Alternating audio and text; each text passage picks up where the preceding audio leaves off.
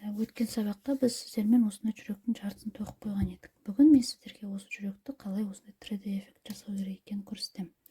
Ол үшін мен мінекей лескамды кіргізіп қойғам. Қараңыздар, жүректің ортасы, одан кейін санаймыз. 1, 2, 3, 4, 5. 6-шы мойшаққа кіргіземіз лескамызды. 1, мінекей ортасы 1, 2, 3, 4, 5, 6-ға кіргіздік. Енді қараңыз, осы жерде біз 6-лықпен тоқимыз. Яғни бізде мінекей әлгінде тоқығанда біз 2 алыста тұрған мойшақтарды жақындатып отырдық. Дәл осы жерде қазір біз мінекей астында шығып тұрған лескамызды жанымыздағы мойшаққа кіргізіп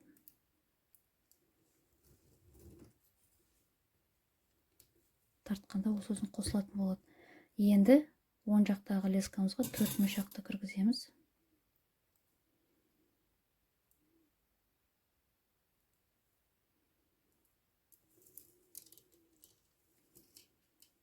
Түйін жасаймыз. Түйіннен өткіземіз. Тартамыз. Бұл жерде қатты тартамыз. Сол кезде қатты тартқан кезде бізде мына 2 мойшақтың арасы жақындайды. Енді тағы да алдыңғы сабақта көрсеткендей мына лескамызды біз астына шыққан лесканың жанындағы тұрған 2 мойшақтан өткіземіз.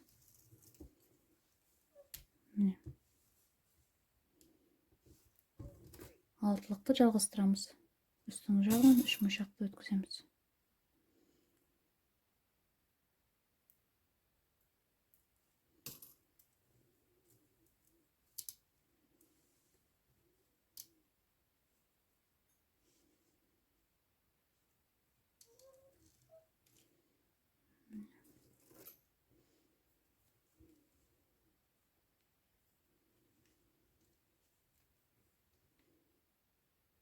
Тағы да қатты тартуға ұмытпаймыз. Қарап тұрсаңыздар, қыз аралары жақындайды, қараңыздар. Көрдіңіздер ме?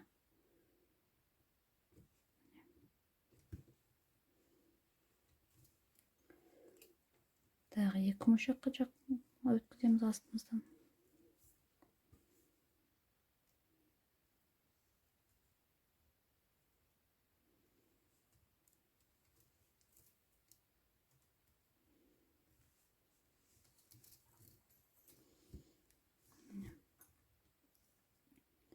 Сөйтіп біз 6-лықты жалғастырып келеміз де мына жерден санап аламыз 6-шы мойшаққа дейін.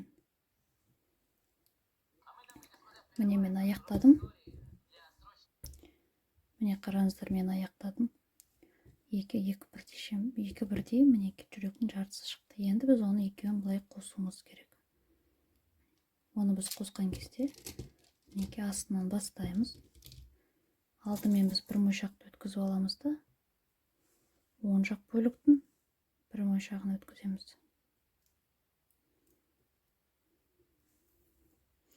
Және лескамыздың екінші шетімен сол жақ бөліктің 1 мойшағын өткіземіз. Лескамызды теңестіріп аламыз.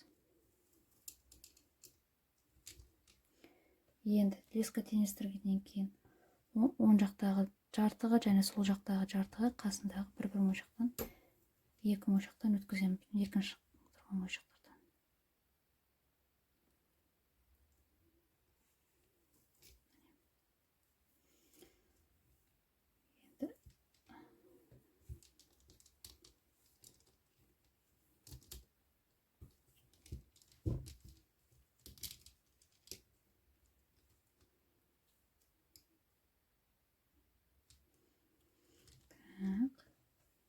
Енді лескамыздың сол жағынан 1 мойшақты өткізіп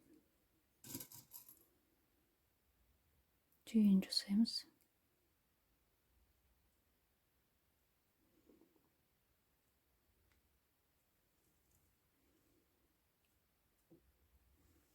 Түйінімізге оң жақтағы мойшақты кіргіземіз. Лесканы кіргіземіз. Тартамыз.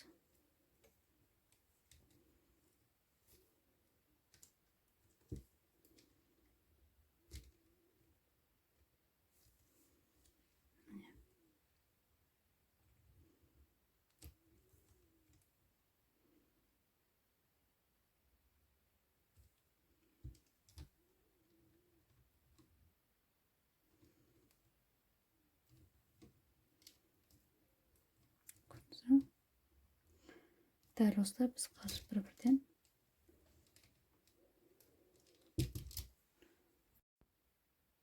так, мінекей менде екі бөлік дайын болды. Енді біз қазір лескамызды аламыз да. Бірінші бөліктің, қараңыздар. Бірінші бөлікте, мінекей бірінші мойшаққа емес, мына мойшаққа кіргіземіз. Мына екеуінің арасы ашық мойшақ. Мына жерде бізде леска бар, мына жерде бізде леска жоқ. Осыған екеуінен өткіземіз.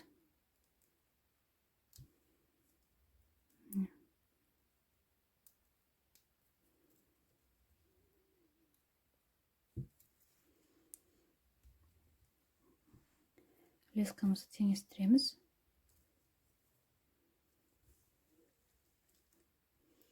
Және енді мына жақ шеттегі тұрған бір лескаға бір мойшағымызды аламыз да. Мына жанымызда тұрған екінші қатарға, екінші жартыға қосамыз. Яғни тағы да қайтып өтейін, мына екі қосылып тұрған мойшаққа емес, жанында тұрған мойшаққа кіргіземіз да. Сосын қосылмай тұрған мойшаққа тағы да өткіземіз.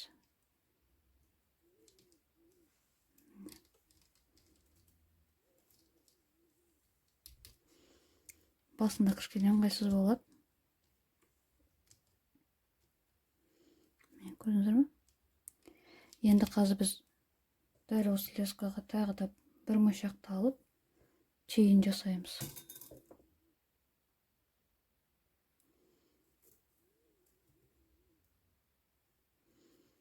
Түйінімізге сол жақ бөліктің лескасын қосамыз.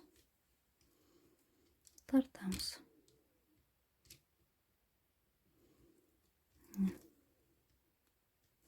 Қатты тартамыз.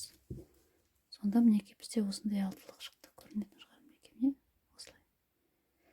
Енді ары қаратай тағы да біз сол жақтағы лескамызды жағында тұрған екі мойшаққа өткіземіз.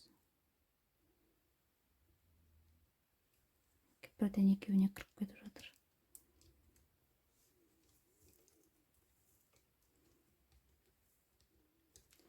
Және оң жақтағы оны да екеуінен өткіземіз.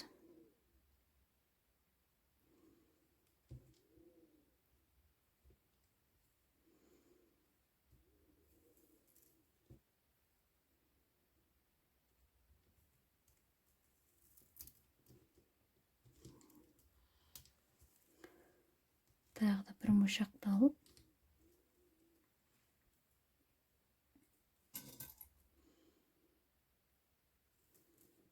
түйін жасаймыз да қосамыз.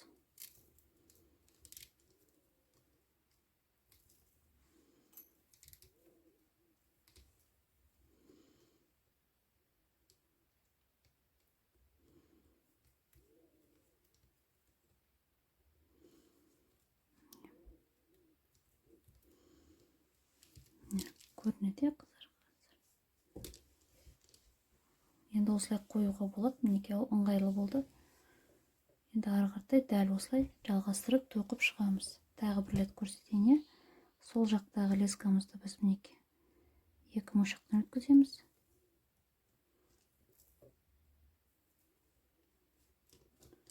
Оң жақтағы лесканы біз екі мойшақтан өткіземіз.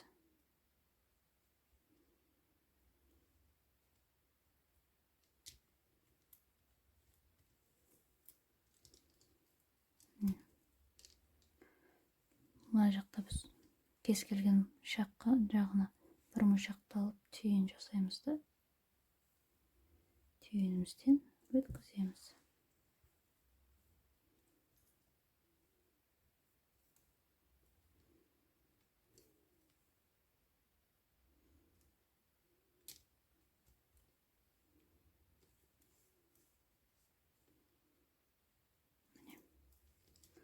Ары қаратай жалғастырып шығамыз. Міне біз екеуін қостық. Енді мына екі шетіне мен карабин салдым да, цеп салып, мінекей осындай әдемі сумка шықты. Іске сәт!